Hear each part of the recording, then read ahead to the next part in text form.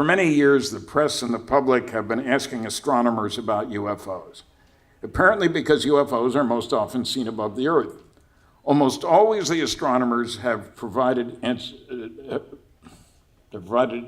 even though they seem, judging by what they say, to know almost nothing about the subject. It is worth reviewing many of the false claims that have been made, such as there is no evidence for UFO reality, interstellar travel is impossible, governments can't keep secrets, aliens would have to come from other galaxies or from many hundreds of light years away. If aliens were visiting, they would make themselves known, maybe land on the White House lawn.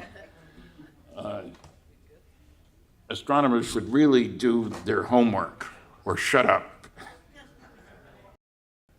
One thing they don't refer to, as the debunkers of course don't, is large-scale scientific studies, such as Blue Book Special Report 14. They don't know about the engineering technology associated with interstellar travel. I have the fortunate privilege of having worked on several programs looking at interstellar travel. Sponsored by Westinghouse and GE and people like that. Paid for by the government, but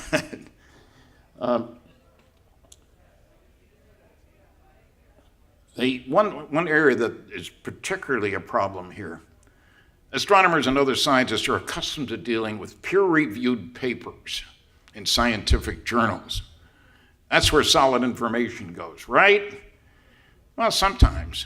There's all kinds of classified work that never gets into scientific journals. That's the nature of the beast. And some of those programs were big. Now, a big source of information, and I cannot say buy it from me because I've sold out the copies I had here, but there's a free book list, and if you want one, you can get it. Biggest study ever done for the United States Air Force, 1955, Project Blue Book, Special Report number 14. And it was very interesting. They distributed a press release. They didn't distribute the report. The press release didn't say who did the work, where the work was done, what the title of the report was, or present any of the legitimate data from it. That's kind of strange, isn't it? They looked at 3,201 cases.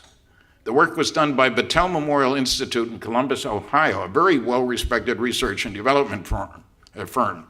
But their connection to this study was classified. They thought they'd lose clients if people knew they were working with Air Force intelligence. All right, there are 5 sources there. On the left, Blue Book Special Report 14. The next one is the congressional hearings.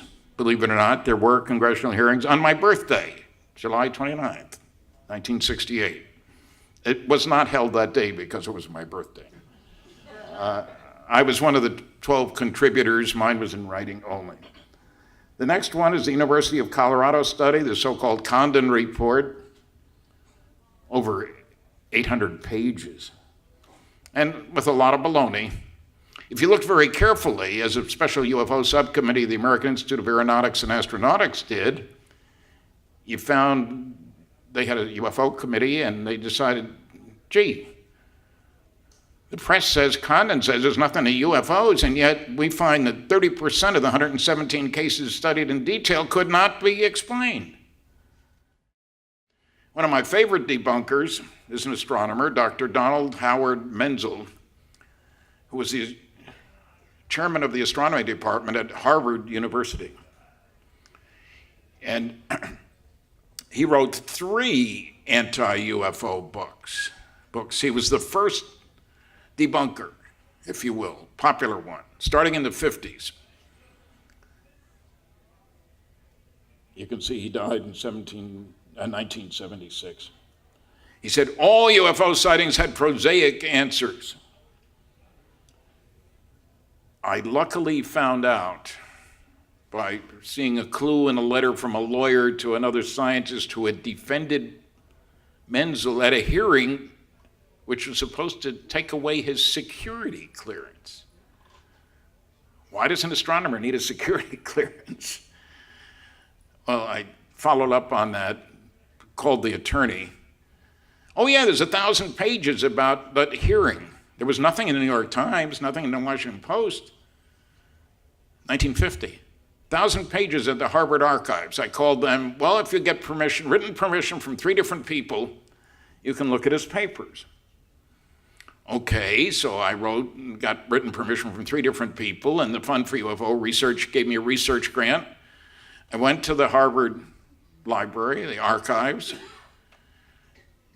and I knew most of his UFO stuff was over at the archives in Philadelphia. Didn't know what to look for, looking at the titles. Oh, JFK. What's a file on JFK doing in Menzel's papers? I found out. I had paid her the lucky way. There was a letter. It turns out that JFK was on the board of overseers at Harvard before he became president. And each one of the members picks an area of interest. His area was astronomy. And you work with the faculty member. And his faculty member was Donald Menzel. And they got to know each other very well. Kennedy had an office near Harvard. They even went to breakfast together. I have that in papers from Menzel. And I found, first letter I looked at, from Menzel to Kennedy, after Kennedy had won the election of 1960. They were on a first-name basis.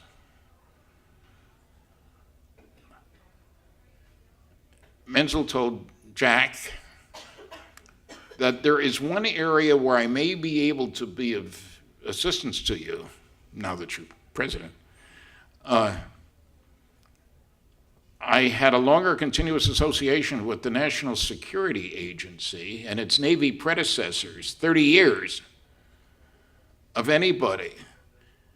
When we are properly cleared to each other, I can tell you more. This is what he says to the president, mind you.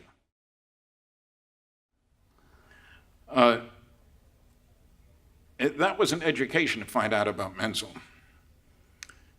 And the reason I was looking for it, he was listed as a member of a group that knew all about flying saucers, Operation Majestic 12.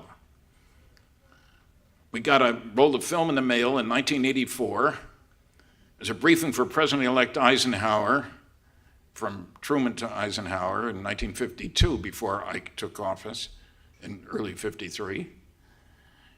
And it said the members of this group, which was set up by Truman because of Roswell, and it named the 12 members, and 5 military guys, 6 military guys and 6 scientists. And Menzel was one of the scientists, which made everybody think that must be a phony document, because Menzel didn't know anything about flying saucers. Remember, he was a debunker. That's what pushed me to go find out about Menzel. I like to have facts in hand before putting mouth in gear. I even talked to Mrs. Menzel. She knew nothing about his classified activities, of course. I got people telling me, well, those dozen guys, surely their wives knew what they were doing. Absolutely not. I had a clearance for 14 years. I never told my wife anything classified. I'd be breaking the rules, probably lose my job. And I couldn't control what she said to anybody else. She wouldn't know what was classified and what wasn't. So don't think that people who work on classified programs tell their wives and their kids and, hey, look what I'm doing, folks. No. Over 1 million pages of government documents about UFOs. Readily accessible. There's John, the new generation. My associate, Kathleen Marden, she's written books on abductions. She was Betty Hill's niece, overseer of the Betty Hill papers. And if I had copies, I'd sell you a copy of our book, Captured, but I've already sold out today, but you can get them by mail, so it's okay.